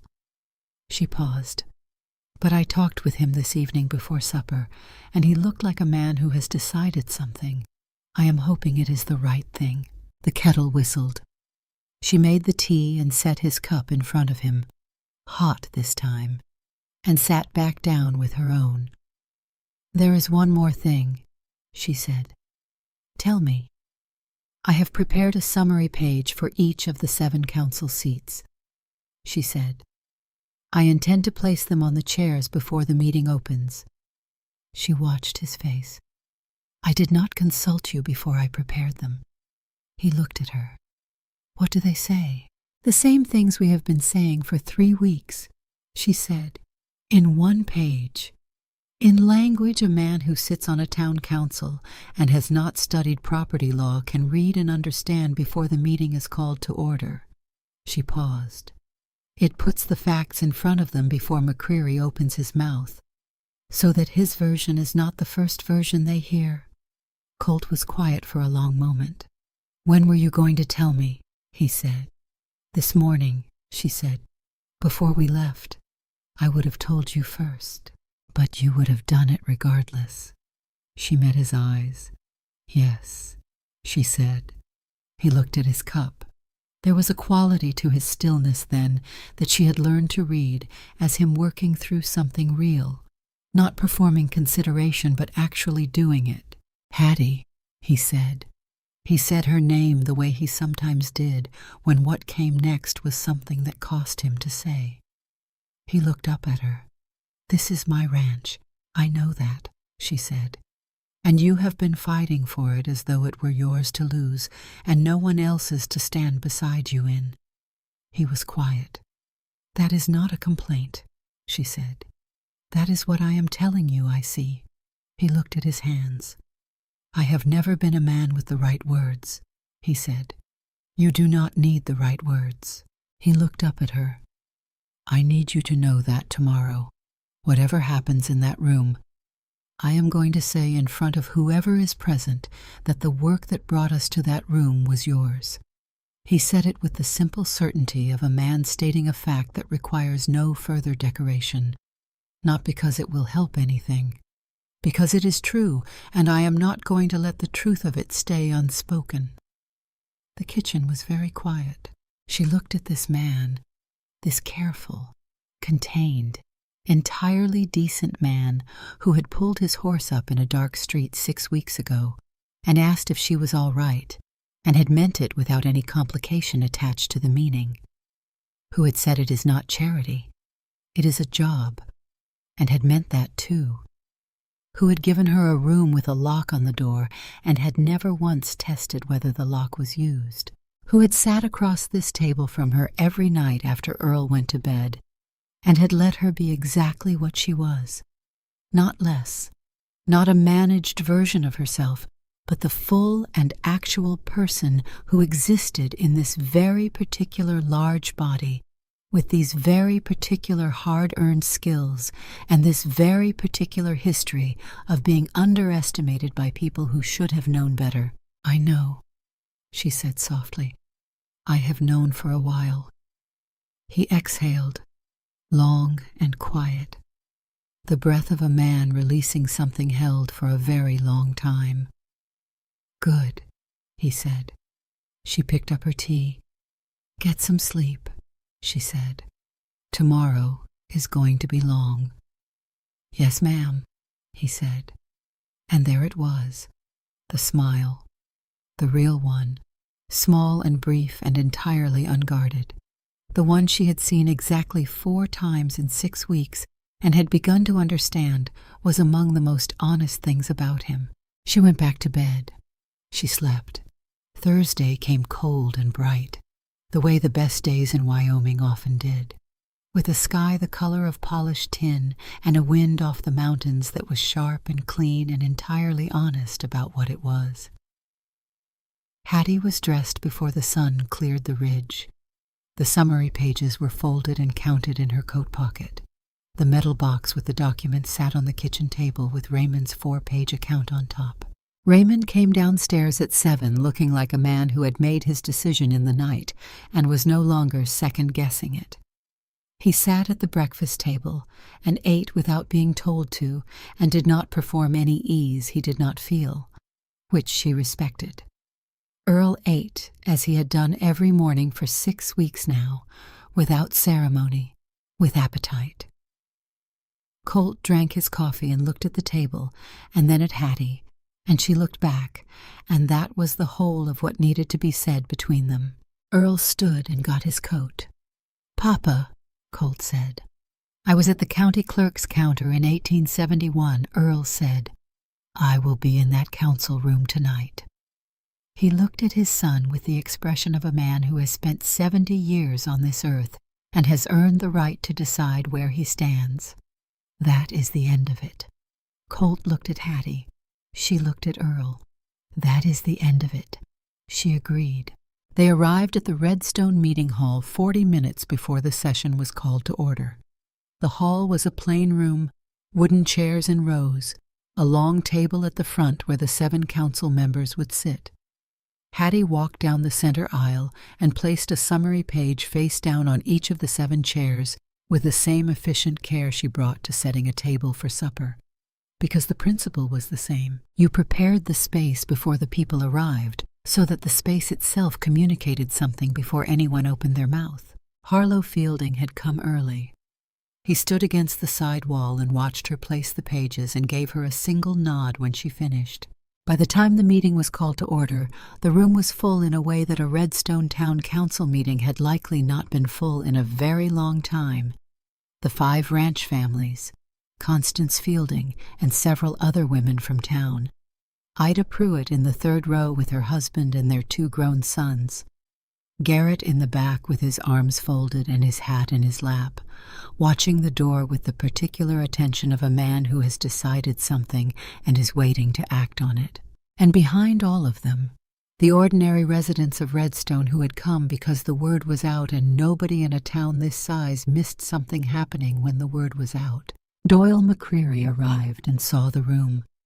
She watched his face move through its accounting, the count of the bodies, the recognition of the ranch families, the summary pages already on the council chairs. He was a man who had spent years in rooms like this, and he understood immediately, in the way experienced men understand things they would prefer not to, that the room was different from what he had expected. He found Hattie in the crowd. She was sitting in the third row, her considerable body settled and still in the wooden chair, her coat on, the metal box on her lap. She held his eyes without any expression at all. He held them back for a moment, and then he moved to his seat. Prescott Dunbar came in behind him. He sat near the side wall. He did not look at Hattie. The council chairman called the meeting to order and asked the council members to examine the papers on their chairs.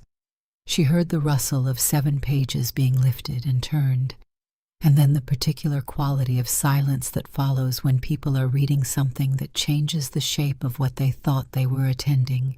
2 members read their pages twice. The chairman finished and set his page down and looked at McCreary with an expression that had gone careful. "Mr. McCreary," he said, "I would like to understand the reassessment petition before we vote on funding it.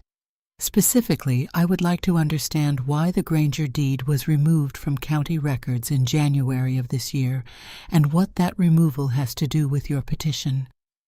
The room shifted. "I do not know anything about a removed deed," McCreary said. Hattie stood up. Every head in the room turned. She did not feel the weight of those eyes the way she had once felt eyes on her body in that old familiar accounting of too much, too large, too visible. She had stopped that accounting on a sidewalk 6 weeks ago, and she was not going to pick it up again tonight. She stood straight, all of her, every broad inch of her frame, and she spoke clearly and directly to the chairman. "My name is Hattie Drummond," she said. "I am the housekeeper at the Granger Ranch, and I have been managing the documentary case for Mr. Granger's property rights for the past several weeks. I would like to present to this council the federal territorial grant for the Granger property dated June of 1870, certified by the federal land agent in Cheyenne, along with the county clerk's filing receipt for the deed that was subsequently removed from county records, and a signed and witnessed account of the business arrangement between Doyle McCreary, Prescott Dunbar, and Raymond Drummond that forms the context for this evening's petition." Silence. Complete. The kind that happens when a room full of people all understand simultaneously that something has just been said that cannot be unsaid. McCreary said loudly that she had no standing in this proceeding, Harlow Fielding said from the council table, in a voice that was quiet and entirely final, that she had more standing in this room than anyone present because she was the one who had done the work. He looked at the chairman. "I move we hear the documents." "Seconded," said Alderman Prentice. The chairman looked at McCreary for one moment. Then he looked at Hattie. "Miss Drummond," he said, "please come forward." She walked to the front of the room. She placed the certified federal grant on the council table. She placed the filing receipt beside it. She placed Raymond's 4-page account beside that. Then she stepped back and let the documents exist in the room on their own terms for a moment, because she had learned that documents, properly prepared and properly presented, do not need help. They speak. Raymond stood up without being asked. He stood in the third row with his hands at his sides and his voice steady in a way she had not been certain it would be. And he said his name, and he said he was Hattie Drummond's brother, and he said every statement in those 4 pages was accurate, and he was prepared to confirm any of it verbally and to answer questions. Prescott Dunbar stood up very fast from his seat at the side wall and said this was absurd. "Mr. "Dunbar," the chairman said. "Sit down." Prescott sat. McCreary said nothing. He was looking at the 4 pages on the table in front of the chairman, and his face had changed in the way faces change when a man watches something he has built for a long time come apart and understands there is nothing left to do but watch it happen. The chairman looked at Judge Aldous Vret, who was seated at the far end of the council table and had not said a single word since the meeting was called to order. Vret's face had the color of old candle wax. "Judge Vret," the chairman said, "do you have any knowledge of how the Granger deed came to be absent from the county archive?" Vret said he wanted to speak with an attorney before answering any questions. The room moved in this particular way of 40 people understanding simultaneously what a man has just confirmed by refusing to deny it. Not loudly, not with any performance of reaction, with the quiet internal shift of people making permanent revisions to what they had believed.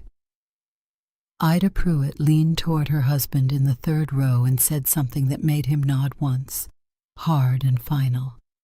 Garrett uncrossed his arms. Harlow Fielding leaned back in his chair at the council table and looked at the ceiling for a moment, with the expression of a man accounting for everything he should have noticed sooner and did not. McCreary stood. He used the voice that had always been the largest thing in whatever room he entered. He said the entire proceeding was based on documents prepared by a woman with no legal training, supported by the testimony of a man who had already admitted participating in a fraudulent arrangement, and designed to discredit a legitimate petition that had been properly filed. He moved at the council table the reassessment vote until the matter could be reviewed by qualified legal counsel. "The petition is withdrawn," Prescott Dunbar said. Every head in the room turned. Prescott was on his feet at the side wall. He was not looking at McCreary. He was looking at the table in front of the council with the expression of a man who has calculated the distance between where he stands and the edge of something, and has decided that moving first is preferable to being moved. "I withdraw my support for the reassessment petition," he said. Effective immediately, McCreary turned to look at him. What passed between them in that moment was not conducted in words. It was the look of 2 men who have been in business together, and one of them has just made a decision that ends the business, and the one who did not make the decision is only now understanding what that means for everything that came before. Prescott did not look back at McCreary. He kept his eyes on the table. "It is over. Harlan," he said. His voice was quiet. It was over when she walked up to that table. The chairman said that with the petition having been withdrawn by one of its primary sponsors, and given the evidentiary questions raised this evening regarding county record integrity, he was suspending all further action on the reassessment proposal pending a formal inquiry into the missing deed. He looked at Judge Vret.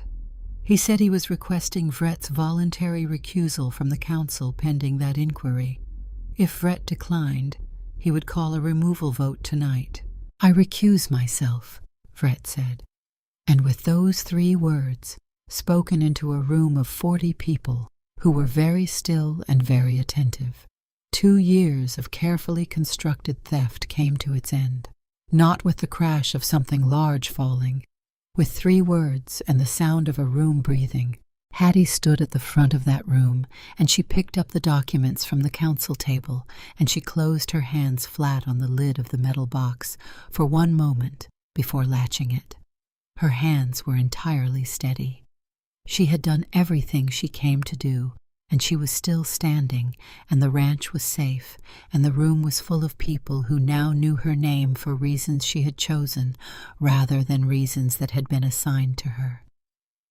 The meeting adjourned 8 minutes later. What followed was not orderly, because things this size never are. Ida Pruitt reached her first, coming down the center aisle with both hands extended, and she took Hattie's hands in hers and held them and said that she had never known, all those years, why the grazing permit had been denied. She said thank you, and Hattie said she was sorry it had taken this long, and Ida said you got here when you got here. Garrett came and stood in front of her with his hat in both hands. He said he owed her an apology for the way he had spoken at his ranch, and he said it with the directness of a man who does not apologize often, but means it completely when he does. She said apology accepted, and she meant that completely too. Constance Fielding came and stood beside her and did not say anything. She just stood there, close and present. And Hattie understood it as the most eloquent thing anyone did that entire evening. McCreary left the building 15 minutes into the aftermath without speaking to anyone. She watched him go through the door, and she felt the absence of the weight that had been sitting on the next 3 days lift from her chest. Not triumph, the clean feeling of a thing resolved. Prescott passed within 10 feet of her on his way out. He stopped. A brief, involuntary hesitation. She looked at him steadily and waited. He did not say anything. He kept walking. She let him go. She had received everything she was ever going to receive from Prescott Dunbar, and it had come from the documents rather than from him, and that was exactly how she preferred it. Raymond found her near the door. He looked like a man who had just done the most difficult thing he had done in his adult life, and was not yet certain whether it had been enough. His hands were not quite still. "It is done," he said. "Most of it," she said. She looked at him. "You standing up in there tonight, that mattered. I want you to know that it mattered." He looked at her. "It was the least I could do." "Yes," she said. "It was. But you did it anyway." He left the following week. He shook Colt's hand at the wagon, a handshake that was neither warm nor cold, exactly the right amount of each. He embraced Hattie, and she held him for a moment. This complicated person who had been her brother her entire life and had failed her and had, in the end, chosen to do one important thing correctly. He looked back once when the wagon began to move. She raised her hand. He drove on. December came to Redstone with the particular cold of Wyoming winters that Hattie now knew from the inside of it, rather than from Raymond's old description of it.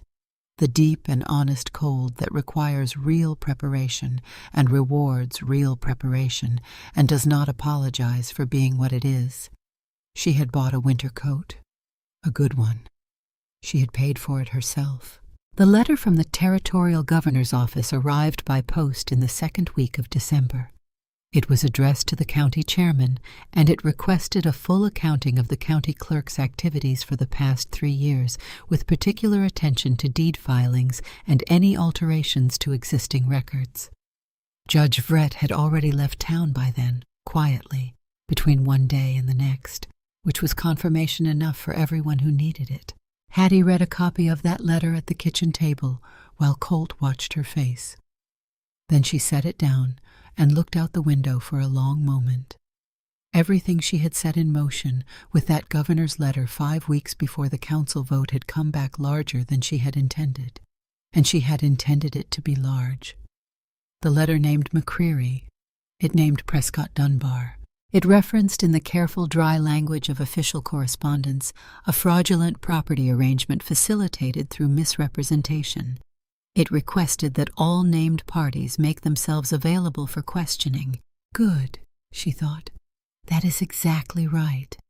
Harlow Fielding was elected to fill Vrett's council seat at a special session in mid-December, which everyone agreed was the straightforward outcome of a straightforward situation, and which Harlow accepted with the quiet resignation of a fair man who keeps being asked to do things because he is the one available who will do them correctly. McCreary hired a lawyer from Cheyenne. It did not help him enough. The inquiry ground through its process the way such things do, slowly and thoroughly, and without particular regard for who found it inconvenient. And at the end of it, McCreary was assessed substantial financial penalties and barred from serving on any county body in Wyoming Territory. The land that had been transferred to Raymond through Prescott was formally declared obtained through fraud, and its status referred to a federal adjudicator for resolution. Constance Fielding had coffee with Hattie every Thursday morning.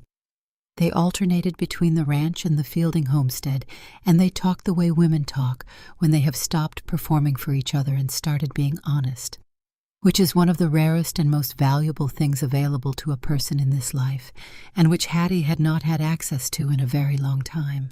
Earl rode out to the north pasture in late November for the first time in 2 years. He saddled his own horse and went without telling anyone he was going. He came back at midday and sat down for dinner and said to Hattie across the table that Eleanor had always said the north pasture was where the ranch actually breathed.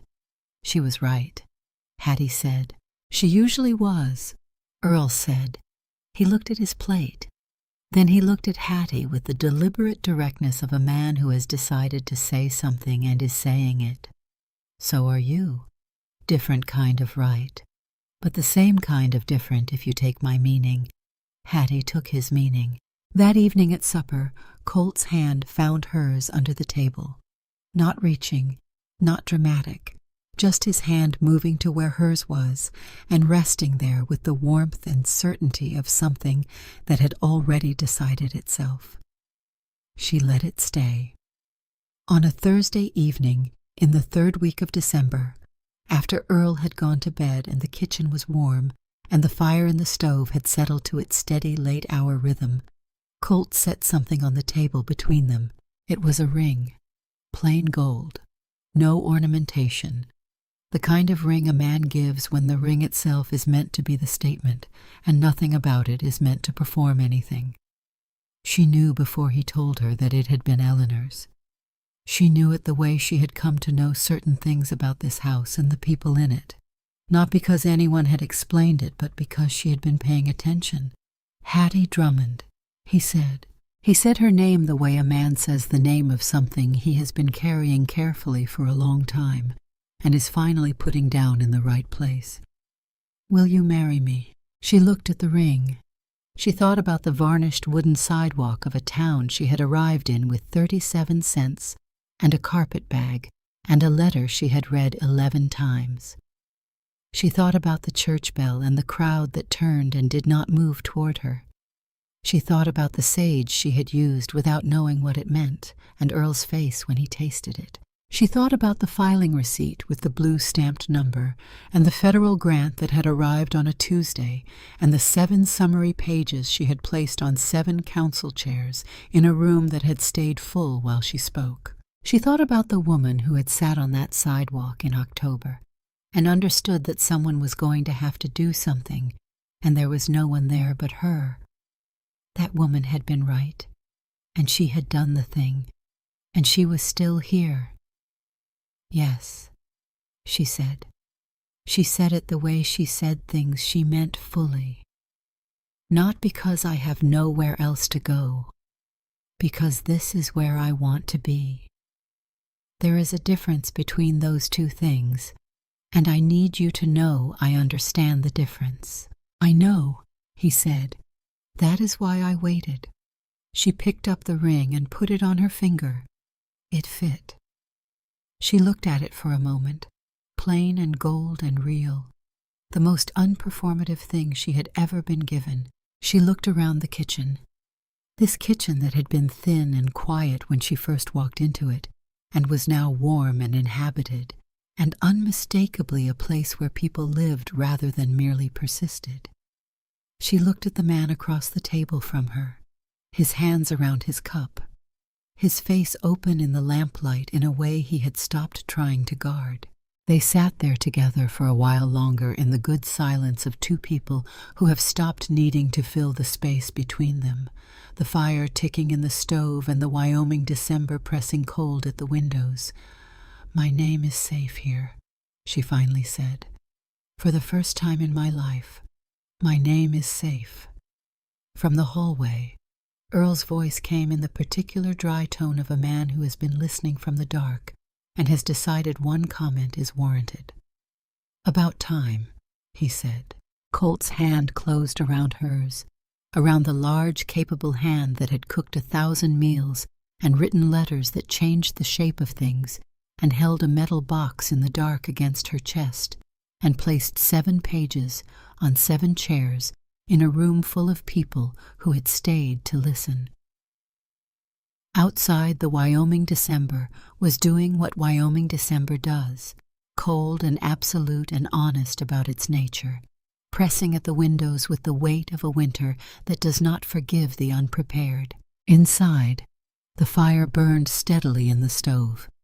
The kitchen smelled like the evening's coffee and the wood smoke and something else, something that had no name except the smell of a place where people have chosen to be rather than ended up by accident. Hattie Drummond, who had arrived with nothing and had built something true from the ground up with her own hands and her own mind and the particular courage of a woman who refused to stay down on the worst day of her life, sat at the kitchen table of the Granger Ranch in the last weeks of 1879 and held the hand of a man who had offered her work when she had nothing and had meant every word of everything he had ever said to her. She was home, not because she had run out of other options, not because someone had rescued her from the street and given her a place to belong, because she had earned it, because she had chosen it, because on a wooden sidewalk in a town that did not know her name, she had looked at everything that had been taken from her